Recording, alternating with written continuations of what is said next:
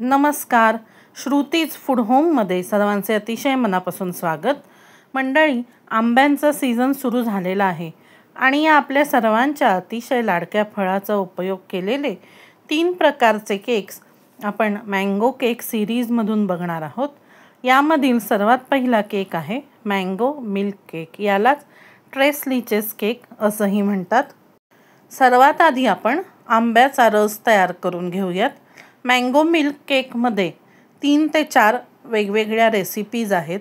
या सर्व रेसिपी पूर्ण व्यवस्थित मोजमापातल्या साहित्यानुसार या व्हिडिओमध्ये दाखवलेले आहेत. तरी हा व्हिडिओ शेवटपर्यंत नक्की बघा. इथे 5 आंबे घेतलेले आहेत. हे आंबे स्वच्छ धुवून मऊ करून त्यांचा रस काढून घ्यायचा आहे. रस काढून घेतल्यावर आपण हा रस साधारण 5 मिनिटे मंद गॅसवर शिजवून घेणार आहोत.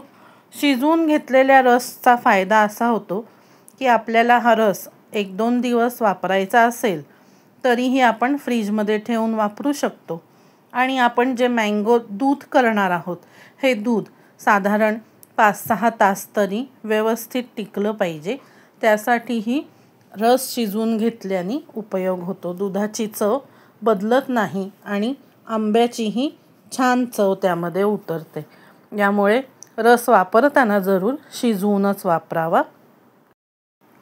हा शिजवलेला रस आपण अर्धा तास फॅन खाली थंड करून घेणार आहोत आणि अर्धा ते 1 तास फ्रीजमध्ये ठेवून थंड करणार आहोत. त्यामुळे इतर कृतीला सुरू करण्याआधी हा रस तयार करून घ्यायचा आहे. आता आपल्याला केकचा स्पॉन्ज कसा तयार करायचा हे बघायचं आहे. स्पॉन्जसाठी काय काय ड्राय इन्ग्रेडियंट्स घेतलेले आहेत ते बघूयात. मैदा घेतलेला आहे 1 पूर्ण कप आणि पाव कप म्हणजेच 1.25 कप. 1 टेबलस्पून पिठी साखर घेतलेली आहे.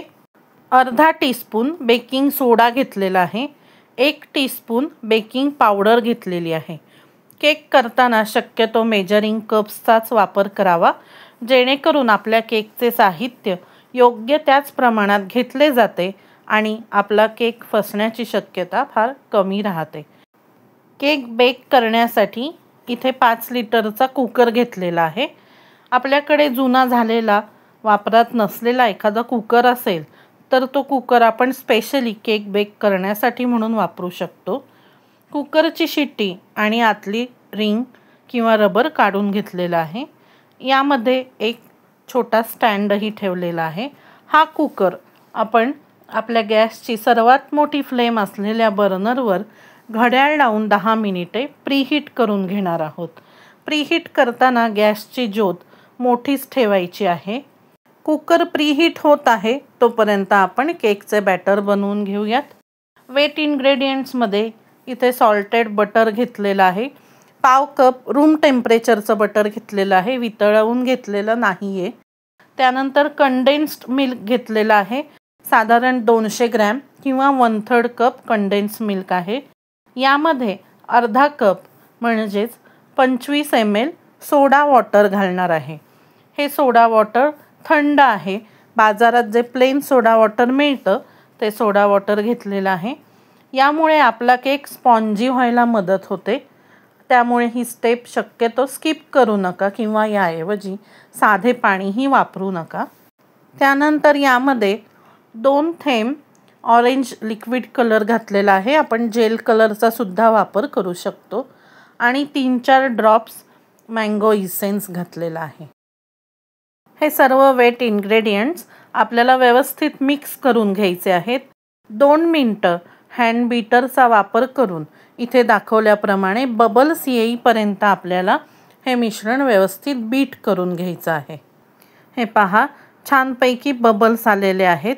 आता यामध्ये आपण आधीच जे ड्राय इन्ग्रेडियंट्स काढून ठेवलेले होते ते चाळणीच्या सहाय्याने चाळून या मिश्रणामध्ये घालणार आहोत आणि सर्व मिश्रण पुन्हा एकदा स्पॅच्युला आणि हँड बीटरच्या सहाय्याने बीट करून घेणार आहोत.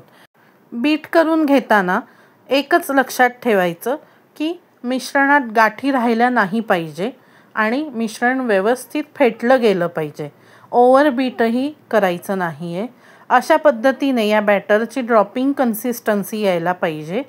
जर हे मिश्रण घट्ट वाटलं तर आपण अगदी 2-3 चमचे दूध घालू शकतो. इथे मला आवश्यकता वाटली नाही त्यामुळे मी काहीही ॲड केलेलं नाही आहे. इथे 6 इंचाचा मोल्ड घेतलेला आहे. त्याला बटर पेपर लावून घेतलेला आहे. बटर पेपर व्यतिरिक्त मैदा, तूप, तेल असं काहीही वापरायची गरज नाही आहे. आता या मोल्डमध्ये आपले संपूर्ण बॅटर काढून घ्यायचे आहेत आणि मोल्डमध्ये बॅटर व्यवस्थित समतल स्प्रेड करून घ्यायचे आहेत. एकदा बॅटर स्प्रेड केले की 3 वेळा आपल्याला मोल्ड टॅप करून घ्यायचं आहे, जेणेकरून एअर बबल्स असतील तर ते निघून जातील. आणि आता आपल्याला हा केक चटीन बेक करण्यासाठी ठेवायचा आहे. इथे आज मी कुकरमध्ये हा केक बेक करणार आहे. आपल्याला जर ओव्हनमध्ये बेक करायचा असेल तर ओव्हन 180 डिग्री सेल्सिअसला 10 मिनिटे प्रीहीट करावं आणि 25 ते 30 मिनिटे बेकिंगला केक ठेवायचा आहे. आपला प्रीहीटेड कुकर तयार आहे. गॅसची फ्लेम सिम करायची आणि यामध्ये आपल्या केकचा मोल्ड ठेवायचा आहे.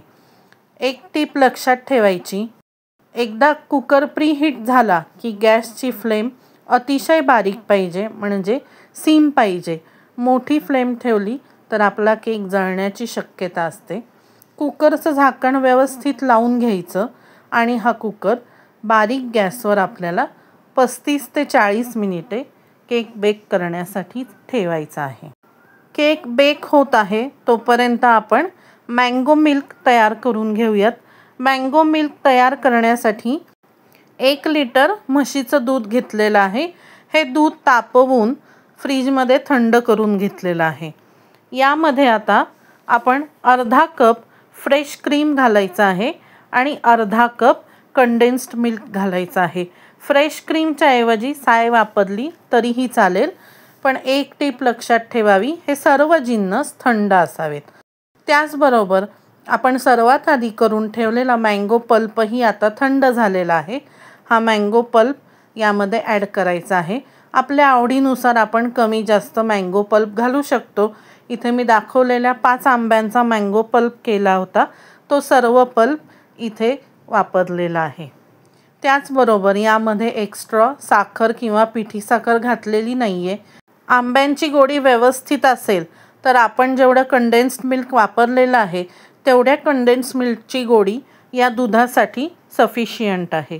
आता हे तयार केलेलं दूध आपल्याला हँड मिक्सरनी एकजीव करून घ्यायचं आहे, ज्यामुळे काही गुठळ्या असतील तर त्या मोडल्या जातील.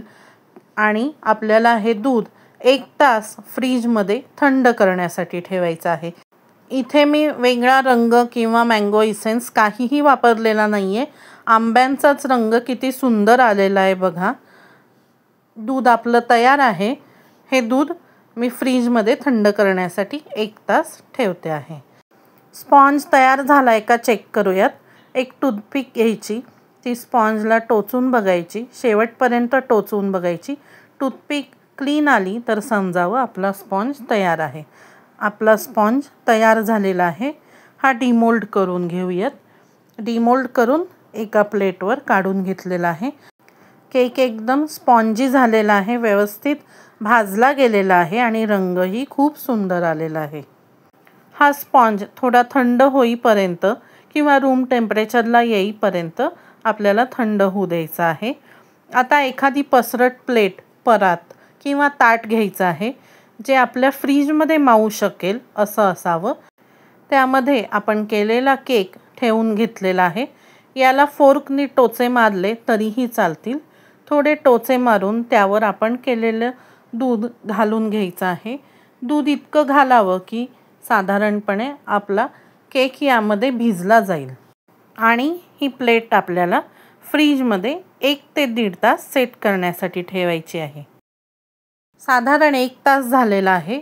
मी आपला केक काढून घेतलेला आहे. केकचे पीसेस करून घेऊयात. आपल्याला हव्या त्या आकाराचे केकचे पीसेस आपण करू शकतो. इथे मी चौकोनी आणि आयताकृती असे पीसेस करून घेतलेले आहेत. आपण ट्रायंग्युलरही करू शकतो. सर्व करताना 2 पीसेस प्लेटमध्ये काढून घ्यायचे आहेत. त्यावर हवं तितकं मँगो मिल्क घालायचं आहे आणि मस्तपैकी या केकचा आस्वाद घ्यायचा आहे.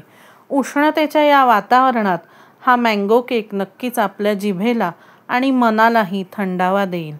तर हा केक नक्कीच ट्राय करून पहा आणि कसा वाटला हे नक्की कळवा. आणि मंडळी, ट्रेस लीचेस म्हणजे काय? तर ट्रेस लीचेस म्हणजे दुधाचे 3 प्रकार यामध्ये आपण वापरलेले आहेत. म्हणजे साधं दूध वापरलेलं आहे, क्रीम वापरलेलं आहे आणि कंडेन्स्ड मिल्क वापरलेलं आहे. त्यामुळे या केकला ट्रेस लीचेस केक असंही म्हटलं जातं. आपण आज घेतलेल्या साहित्यात 6 ते 7 लोकांना पुरेल एवढा हा केक तयार झालेला आहे. तर या उन्हाळ्याच्या सुट्ट्यांमध्ये नक्कीच हा केक ट्राय करून बघा आणि कसा वाटला ते सुद्धा कळवा. भेटूयात पुढील भागात. धन्यवाद.